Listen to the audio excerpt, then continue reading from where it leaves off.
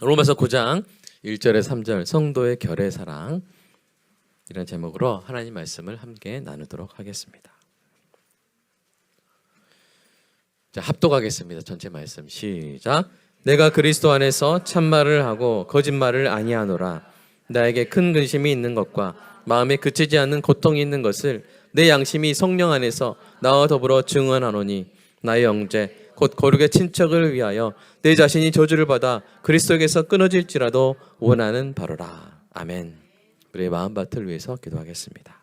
사랑의 아버지 하나님, 설교자가 성령님의 인도하심으로 성경을 정확하게 설교한다면 성도가 듣는 것은 설교자의 말이 아니라 하나님의 말씀이며 성도가 마음속에서 듣는 음성은 그리스도의 음성인 줄 믿습니다.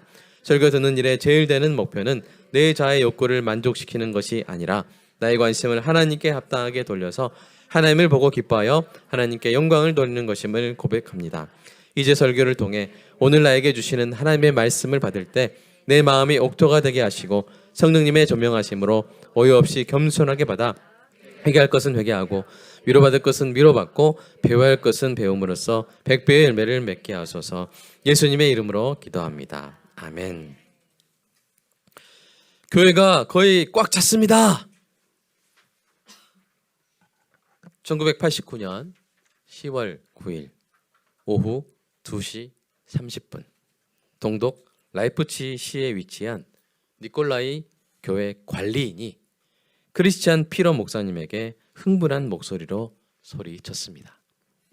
니콜라이 교회는 냉전 시기에 핵무기 경쟁에 반대하고 평화를 염원하는 평화 기도회를 1982년 9월 20일부터 매주 월요일에 열어왔습니다.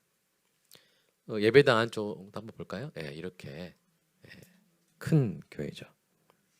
이 기도회는 점차 동독 내의 정치적 억압에 저항하는, 당시 사회주의 정권이 동독을 잡고 있었잖아요. 그런 상징적인 모임으로 발전했습니다. 그런데 그날의 기도회는 몇 가지 점에서 기이했어요. 1989년 10월 9일 기도회. 첫째, 기도회는 원래 오후 5시에 시작했습니다. 그런데 2시간 30분 전에 교회가 가득 차버린 거예요. 아까 봤지만 작은 교회가 아니죠? 둘째는 그 기도회 참석자들의 정체였습니다.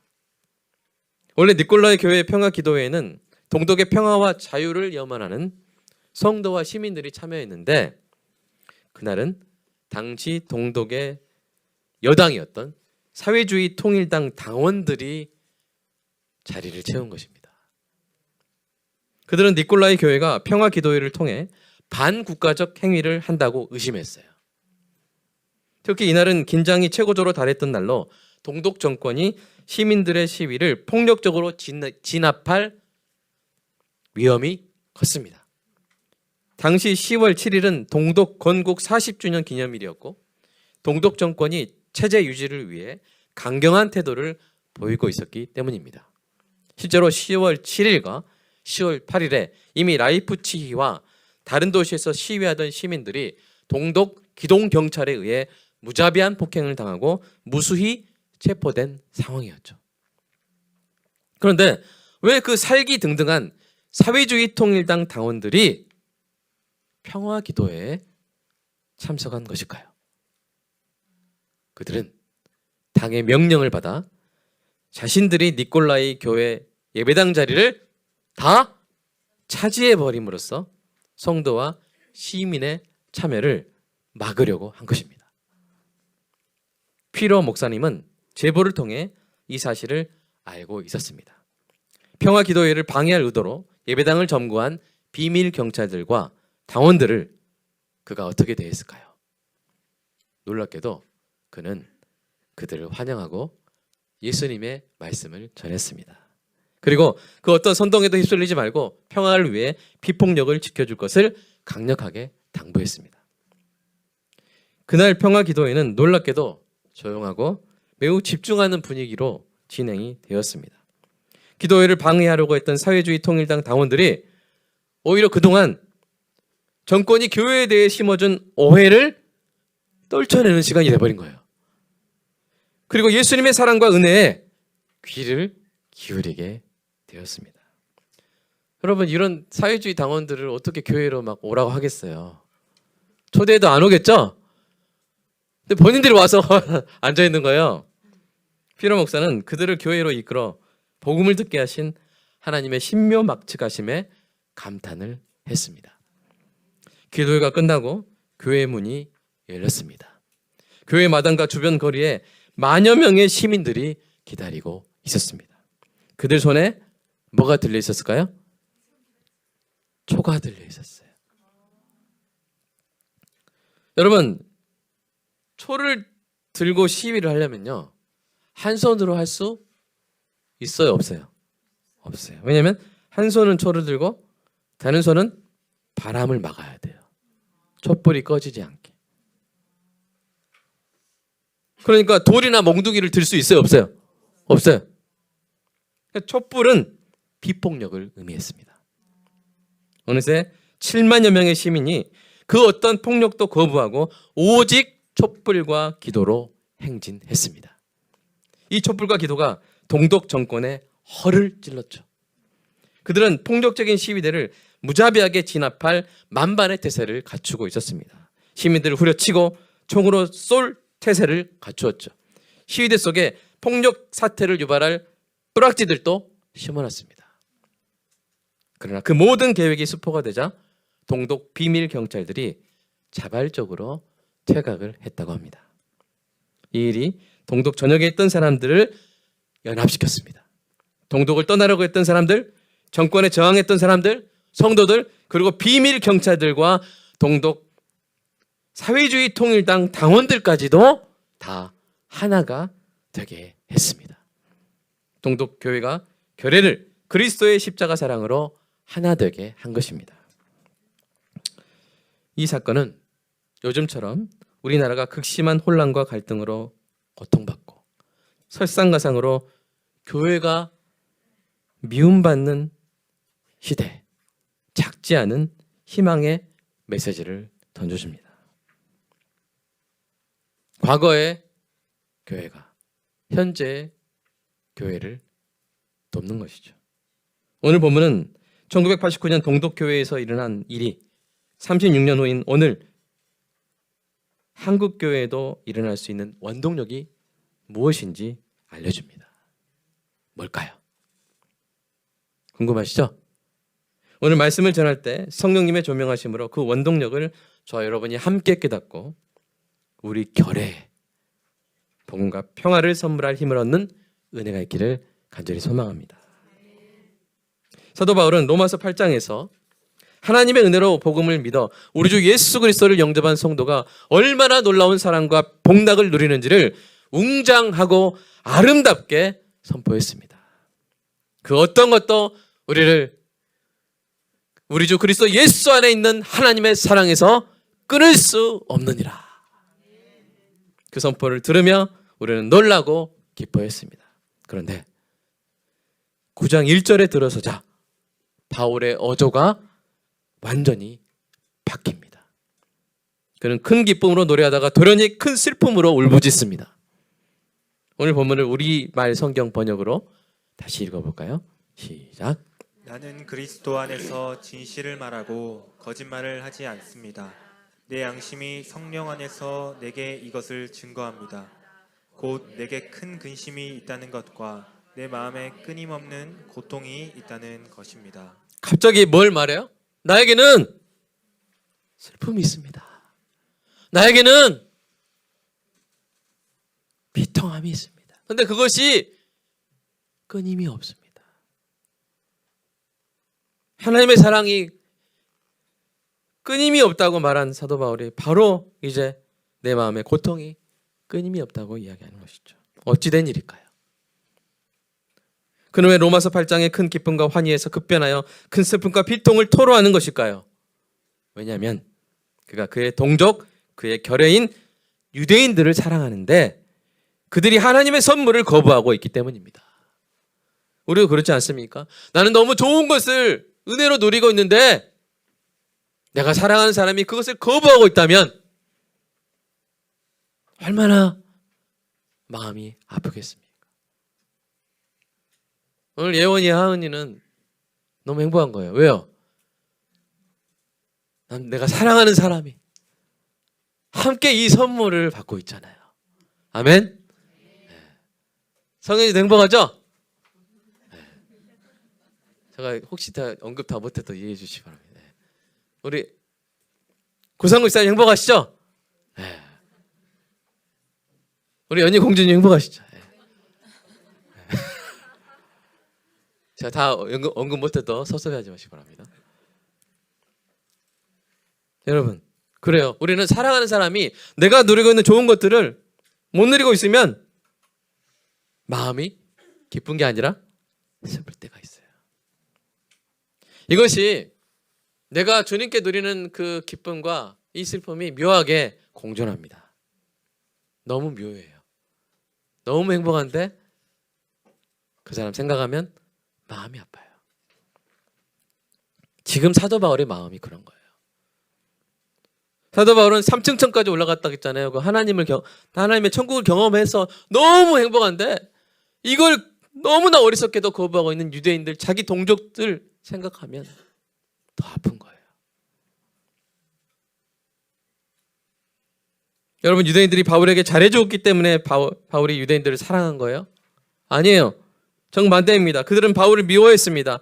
예수님과 교회를 미워한 그들에게 바울은 변절자였고 배신자였고 반역자였어요. 그들과 함께 교회를 핍박하던 바울이 부활하신 예수님을 만나서 사도로 변화된 후에 예수님을 만나서 바울이 막 변했거든요. 교회를 막 치다가 이제 막 교회를 사랑하고 그리스도의 몸된 교회를 위해서 막 선교를 하거든요. 그 후부터 그들은 바울을 회방하고 괴롭히고 죽이려고 했습니다. 바울의 증언 한번 읽어볼까요? 시작. 유대인들에게 40에서 하나 감한 매를 5번 맞았으며 여러 번 여행하면서 강의 위험과 강도의 위험과 동족의 위험과 이방인의 위험과 시내의 위험과 광야의 위험과 바다의 위험과 거짓 형제 중의 위험을 당하고. 여러분, 우리가 외국에 가서 한국 사람 만나면 한국 사람의 위험과 이렇게 합니까? 아무도 모르는 사람 한국말 못 들었는데 갑자기 한국말 딱 들리면 아이고 무서워 그래요. 아이고 반가워 그래요. 그래서 사도 바울은 여행하고 막 이방인들과 같이 살아가는 것 자체, 이방인의 위험도 있잖아요 옆에. 그럼 또 동족이 나오면 좀 이렇게 좀 쉬고 그래야 되잖아요. 같은 유대인 만나면 좀 위로 얻고 그래야 되잖아요. 근데 동족이 제일 위험했어요. 유대인들에게 40에 하나 감하면 뭐냐면 40대 다 때리면 사람이 죽으니까 이렇게 하나씩 감했어요. 그러니까 죽기 직전까지 때리는 거예요. 그걸 몇 번 맞았다고요? 5번 유대인들에게. 그걸 받았어요. 이게 사도 바울이 자기 결회에게서 동족에게서 받은 거예요. 자, 그러면 3번입니다. 바울이 동족에게 돌려준 건 뭡니까? 여러분, 이 동족이 자신을 괴롭힌 것이 그의 결의 사랑을 막지 못했습니다. 그는 동족이 준 미움과 핍박 대신 예수님의 사랑과 복음을 돌려주었습니다. 여전히 사랑했어요. 하나님의 아들이신 예수님을 인정하지 않고 거부하여 하나님의 끊이지 않는 사랑 안에 들어오지 않는 그들로 인해 그래서 그의 마음에 슬픔과 비통함이 그치지 않았어요. 만약 유대인을 사랑하지 않았다면 그들이 하나님의 그 놀라운 선물을 누리지 못하는 것에 대해서 에잇 고소하다 이랬을 거예요. 쌤통이다 이랬을 수 있어요. 그러나 그러지 않죠. 오히려 큰 슬픔과 비통함이 그의 마음에 그치지 않았습니다. 그래서 오늘 본문에서 그 슬픔과 비통을 토해낸 것이죠. 바울은 당신을 정죄하고 십자가에 달리게 한 유대인들을 위해 오신 예수님을 닮았던 것입니다. 그 사랑으로 이렇게 애타게 기도하죠. 오늘 본문 3절 읽어볼까요? 시작. 나는 내 형제 곧 육신을 따라 된 내 동족을 위해서라면 나 자신이 저주를 받아 그리스도에게서 끊어진다 할지라도 좋겠습니다. 우리말 성경 번역입니다. 이 기도는 사도 바울이 바로 몇 절 앞에서 말한 바 그 어떤 것도 성도를 하나님의 사랑에서 끊을 수 없다는 진리를 부정하는 말이 아니에요. 그 말이 아니에요. 사실 사도 바울이 그리스도에게서 끊어질 일은 있어요, 없어요? 이건 불가능한 일입니다. 바울이 저 끊어주세요 해도 그리스도는 끊지 않으세요. 내가 왜 너를 포기하냐. 그럼에도 사도 바울은 구약의 모세처럼 동족을 구하고 싶은 간절한 심정으로 자기 영생을 걸고 기도한 것입니다. 모세도 이렇게 기도했죠. 같이 읽어볼까요? 시작. 모세가 여호와께로 다시 나아가 여짜오되 슬프도소이다. 이 백성이 자기들을 위하여 금신을 만들어 싸우니 큰 죄를 범하였나이다. 그러나 이제 그들의 죄를 사하시옵소서. 그렇지 아니하시오면 원하건대 주께서 기록하신 책에서 내 이름을 지워버려 주옵소서. 예. 하나님의 애굽에서 구해준 이스라엘 백성이 하나님을 거역했어요. 40일 전에 십계명을 주셔가지고 우상 만들지 마 그랬는데 그것도 제 2계명. 십계명 중에 뒤에 거 잊어먹은 건 좀 이해가 되지만 2계명인데 바로 금송아지 우상 만들어서 섬겼죠.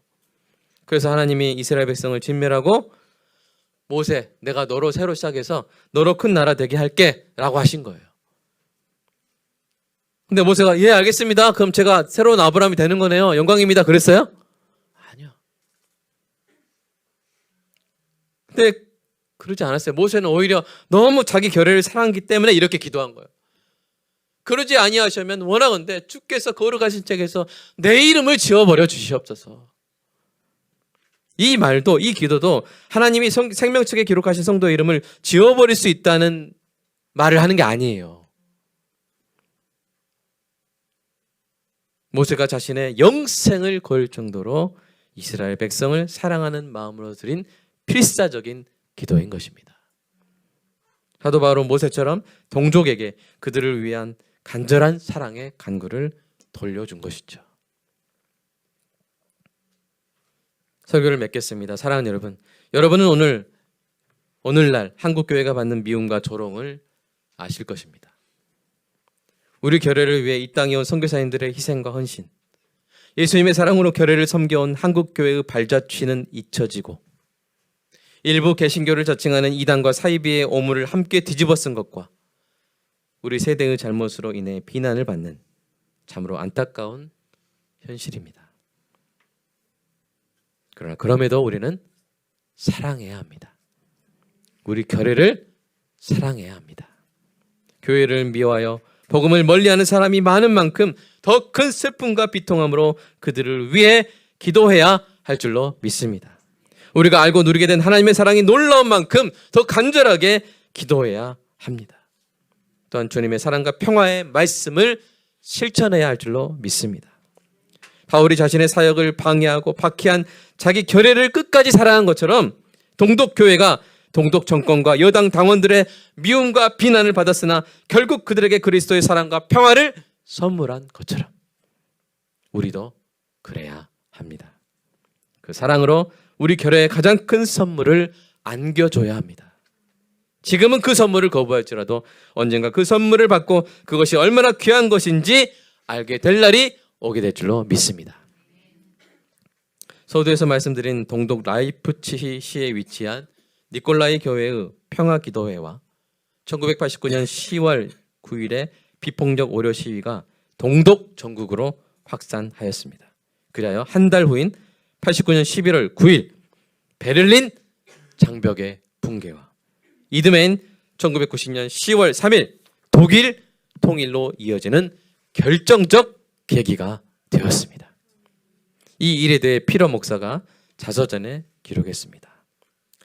비폭력의 전통이 없는 이 나라, 2번이나 세계대전을 일으킨 민족, 무시무시한 폭력을 이미 예수의 후손들에게 행사한 우리 결례에 이러한 일이 일어난 것이다. 독일 역사상 첫 번째인 무혈 평화 혁명이. 동독 정권은 동독교회를 싫어했지만 동독교회는 독일이 한 번도 이루지 못했던 무혈 평화 혁명과 통일을 선물했습니다. 이제 우리 차례입니다.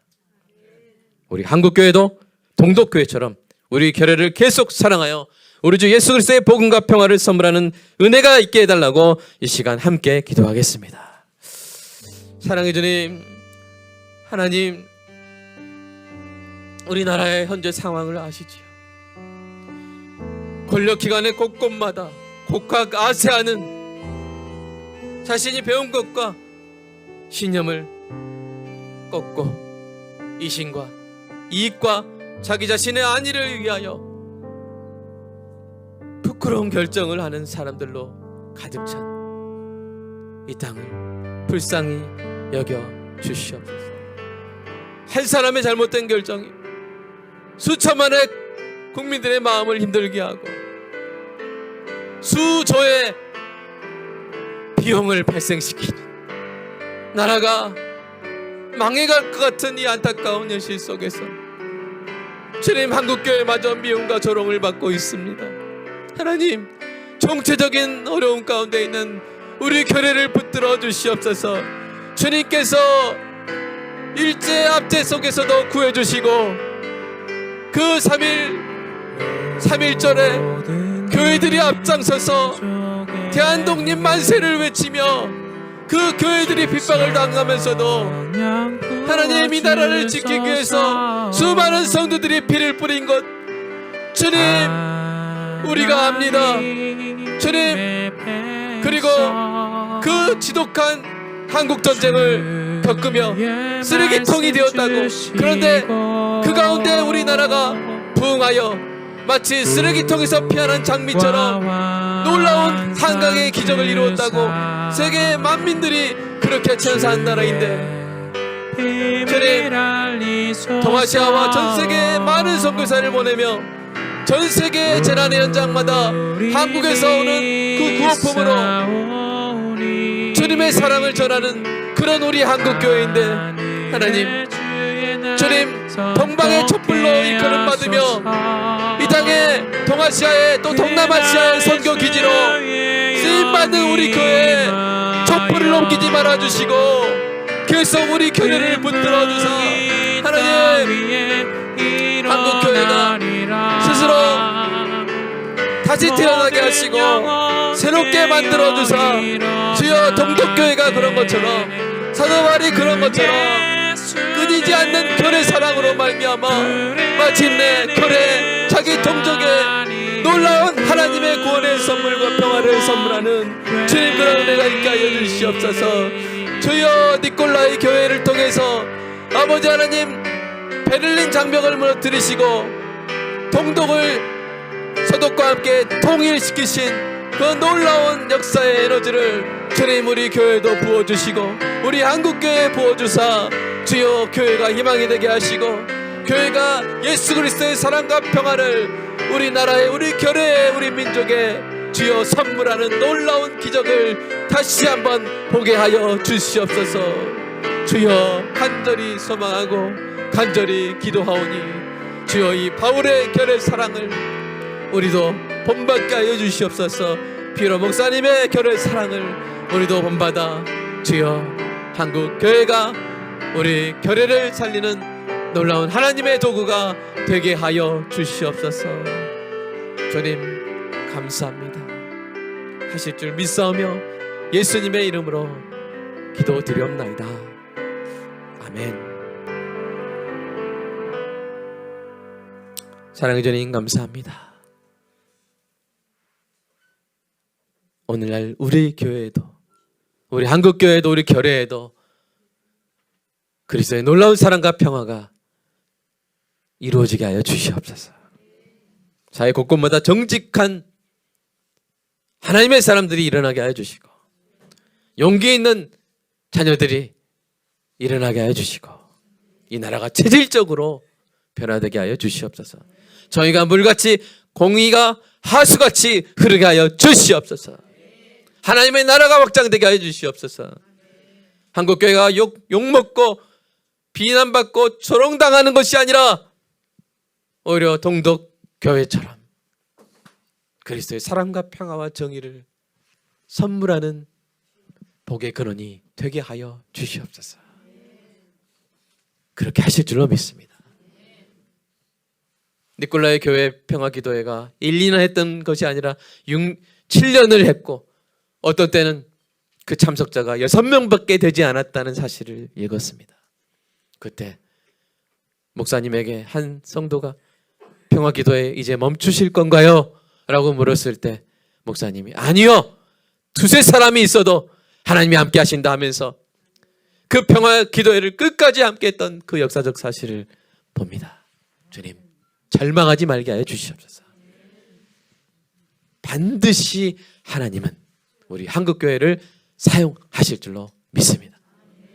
그날을 미리 보게 하시고 그날을 미리 감사하는 우리 모두가 되게 하여 주시옵소서. 오늘 힘을 얻어 가는 곳마다 오늘 한국교회를 가슴에 품은 한국교회 성도들이 곳곳마다 그리스도의 사랑과 평화와 정의와 그 복음을 전하는 능력의 메신저들이 되게 하여 주시옵소서. 주님께 감사하는 마음으로 드린 11조 감사헌금 주일헌금 주인 받아주시고 이 놀라운 역사가 일어난 일에 아름답게 쓰이는 은혜가 있게 하여 주시옵소서. 예수님의 이름으로 기도드리옵나이다. 아멘.